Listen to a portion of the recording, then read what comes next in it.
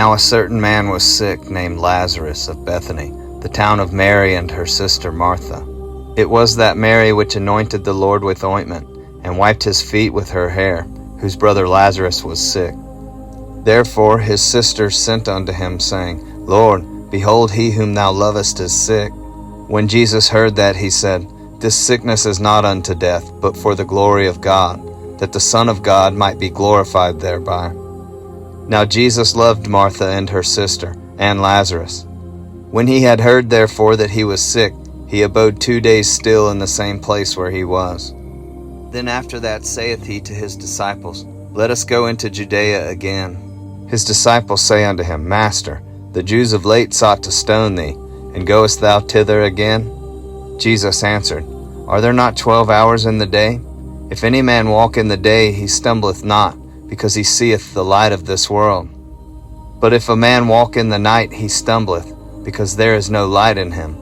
These things said he, and after that he saith unto them, Our friend Lazarus sleepeth, but I go, that I may awake him out of sleep.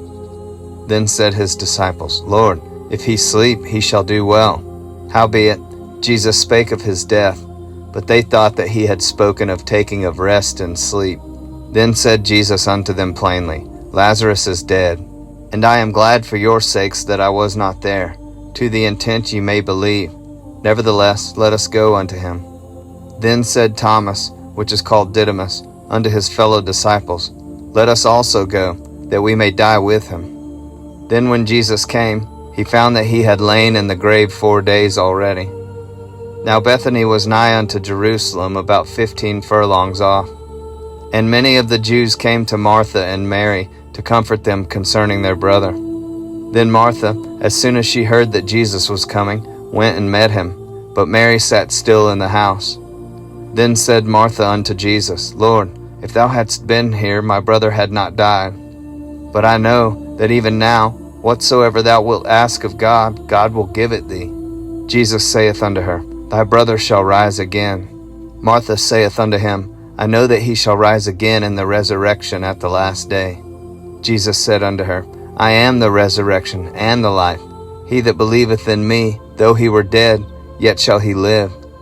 And whosoever liveth and believeth in me shall never die. Believest thou this? She saith unto him, Yea, Lord, I believe that thou art the Christ, the Son of God, which should come into the world.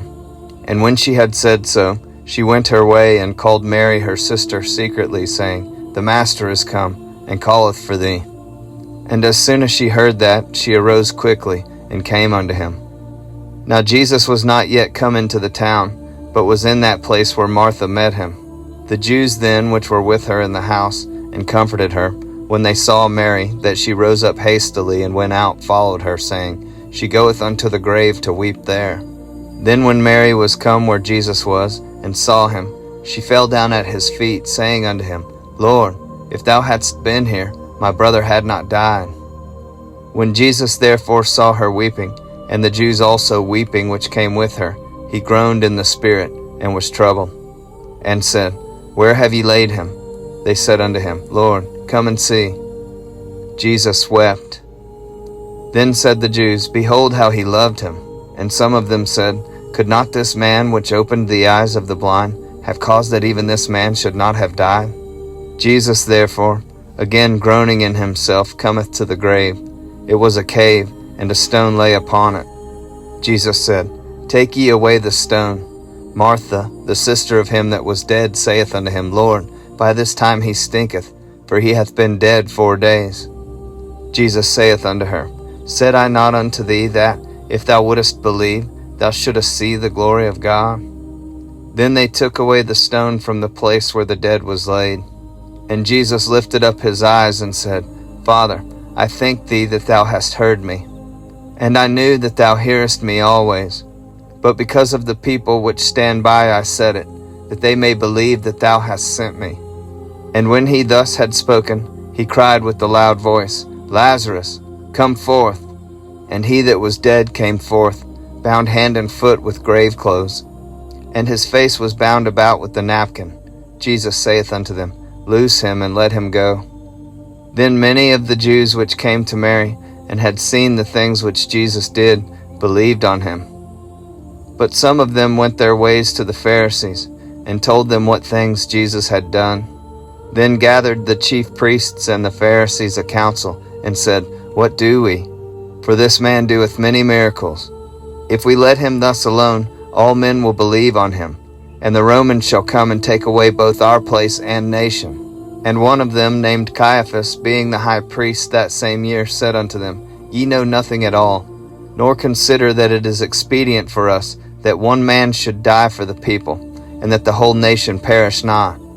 And this spake he not of himself, but being high priest that year, he prophesied that Jesus should die for that nation, and not for that nation only, but that also he should gather together in one the children of God that were scattered abroad.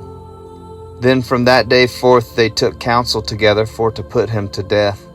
Jesus therefore walked no more openly among the Jews, but went thence unto a country near to the wilderness, into a city called Ephraim, and there continued with his disciples. And the Jews' Passover was nigh at hand, and many went out of the country up to Jerusalem before the Passover, to purify themselves. Then sought they for Jesus, and spake among themselves as they stood in the temple, What think ye, that he will not come to the feast? Now both the chief priests and the Pharisees had given a commandment, that, if any man knew where he was, he should show it, that they might take him.